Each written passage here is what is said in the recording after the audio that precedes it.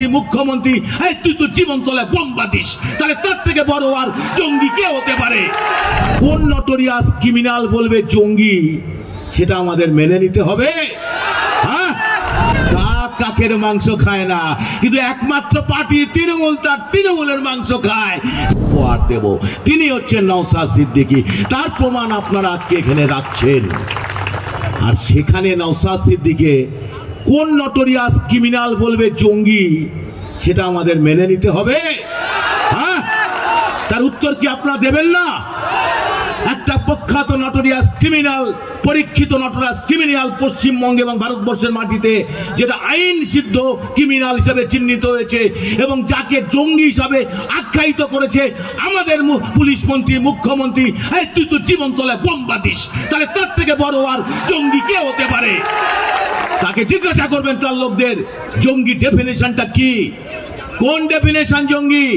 খুব বড় কষ্ট লাগে যখন দেখি এক সময়ের বাঘ ভাঙড়ের তার গাড়িতে ইট পড়ছে দুদিন আগে, তখন বড্ড কষ্ট লাগে।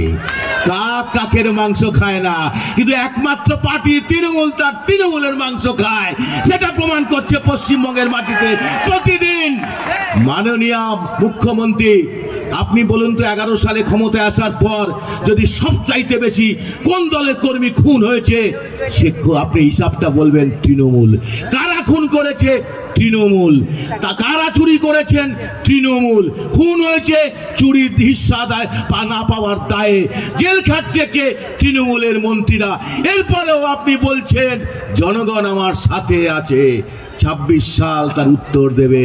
দয়া করে দাদা দিদির সেটিংটা যদি বন্ধ করা যায়, তাহলে 26 সালে পশ্চিমবঙ্গের জনগণ আপনাকে কি করে নবান্ন থেকে নামাতে হয় তার প্রস্তুতি এই রক্তদান উৎসব।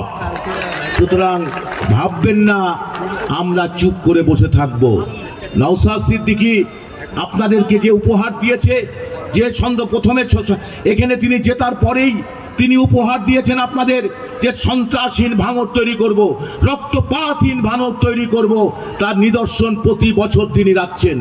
আমি পার্টি লিডার হিসাবে, রাজ্য কমিটির একজন নেতা হিসাবে পার্টির প্রতি দায়িত্বটা থাকার সুবাদে নওশাদ সিদ্দিকীর দায়ও কিন্তু আমাদের দায়, পার্টির দায়। সেই হিসাবে বলবো, একটা জিনিস আপনারা মাথায় রাখবেন, বিরোধী রাজনীতি করতে গেলে অনেক কসরত লাগে, বিরোধী রাজনীতি করতে গেলে সততা লাগে, নিষ্ঠা লাগে, প্রাণ দেওয়ার শপথ নিতে হয়, জেল খাটার শপথ নিতে হয়।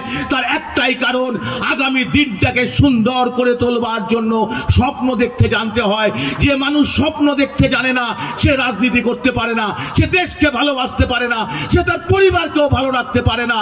আগামী দিনের সুন্দর সমাজ ব্যবস্থা তৈরি করবার জন্যই প্রয়োজন হে মহামানব একবার এসো ফিরে, যদি একবার চোখ মেলে দেখো এই গ্রাম শহরের ভিড়ে, এখানে মৃত্যু হানা দেয় বারবার, লোকচক্ষুর আড়ালে এখানে জমেছে অন্ধকার।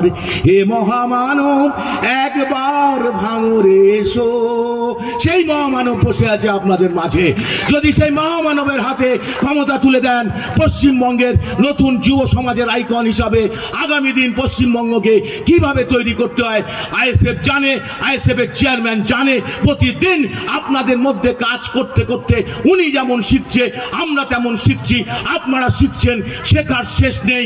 আর পৃথিবীর অর্ধের আকাশ জুড়ে থাকে নারীরা, সে নারীদেরকে সসম্মানে আপনারা যে জায়গা করে দিয়েছেন আজকে, আমি নিজে আপ্লুত, আমি বিস্মিত।